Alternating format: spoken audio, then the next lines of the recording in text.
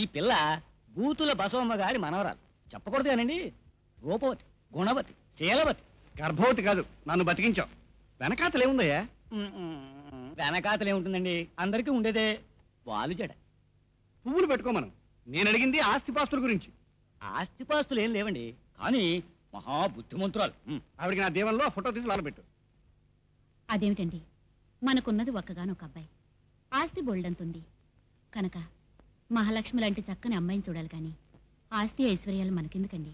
ఎందుకేమిటి అన్నపూర్ణ, ఈ లోకంలో లేడికి కళ్ళందాం, కోయిలకి స్వరం అందం, నెమలికి పింఛం అందం, వేలికి చుట్టందం, మనిషికి ఆస్తి ఐశ్వర్యం అందం. ఈ రెండూ లేనివాడు చెత్తకుండీలో పారేసిన చుట్టతో సమానం. కనుక పంతులు, నా స్టేటస్ తగినట్టుగా సలక్షణమైన సక్రమమైన సంబంధం చూడాలయ్యా. ఈ మనసులో పెట్టుకుని నేను చెప్పిన పని చెయ్యి.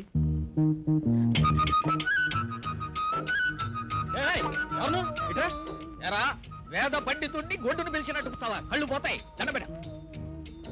ఈ అయ్యగారు నాకు బాల్య స్నేహితుడు, చూసేద్దామని వచ్చా. అయ్యగారు ఊళ్ళో లేరు, తిరుపతి వెళ్ళారు. అమ్మగారితో మాట్లాడారు. అమ్మగారు కూడా అయ్యగారితో వెళ్ళారు. ఇగో తాళాలు. అలాలు వేసి వెళ్ళారు.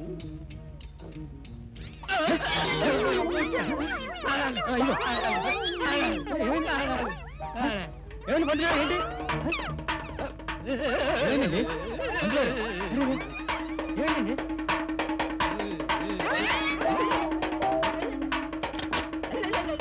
ఏంటండి?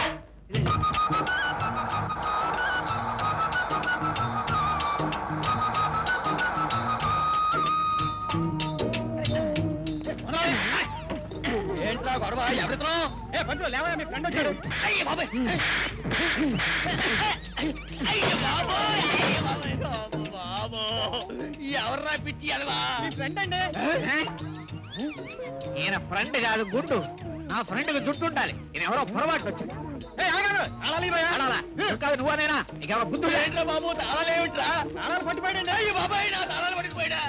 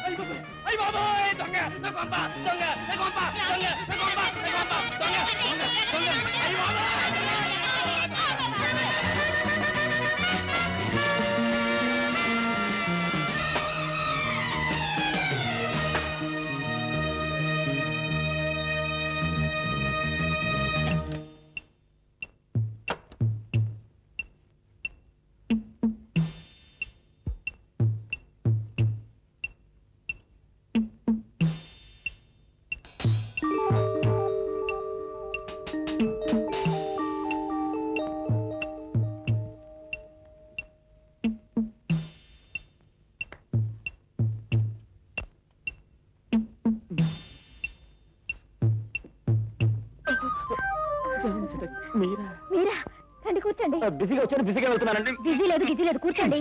డాడీ, డాడీ ఒక నచ్చి మీరు నిజంగా పచ్చి దొంగండి. దొంగ? అదే ఆరో సంగత. అది ఆడవాళ్ళంటే రూమ్ తెలియక జరబడిపోయాను. లోపలికి వచ్చి మిమ్మల్ని చూసేసరికి జామ్ చెట్టకి అయిపోయానండి. డాడీ, నేను ఆఫీస్కి వెళ్తున్నాను బేబీ.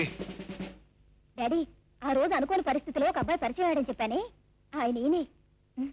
డాడీ, నమస్కారం సార్.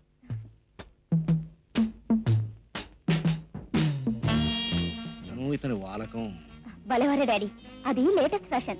ఇప్పుడు హిందీ హీరోస్ అంతా ఇంతే.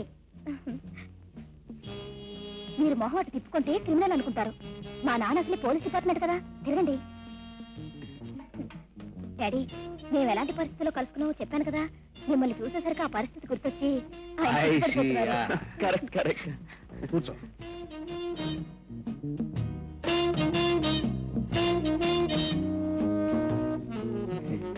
అన్నట్టు మీ పేరు?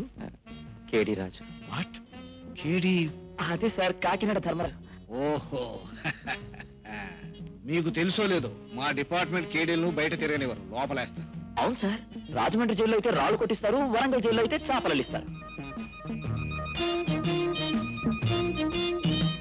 అవును, జైళ్ళ సంగతి మీకెలా తెలుసు? అది బొమ్మరిల్లో దేశభక్తులు జైళ్ళు ఆ కథలు మీరు చదవలేదా సార్? ఓహో, బుక్ నాలెడ్జా. ఇంతకు మీరు ఏ పని మీద వచ్చినట్టు? ఆ,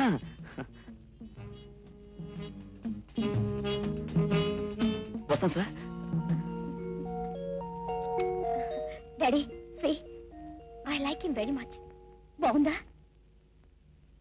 just a minute. Sorry sir. చూడండి మాస్టారు, మీరు ఎస్పీ గారి ఇంట్లోంచి వస్తున్నారు కాబట్టి నేను సెటప్ అయిపోయాను.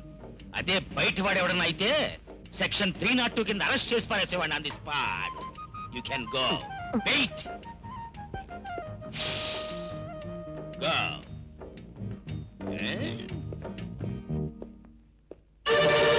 మై గాడ్, వీడు నా ఇంట్లో జొరబడి నా ఉంగరమే కొట్టేసి నా కూతురికే ఇచ్చాడంటే చేయి ఉండాలి.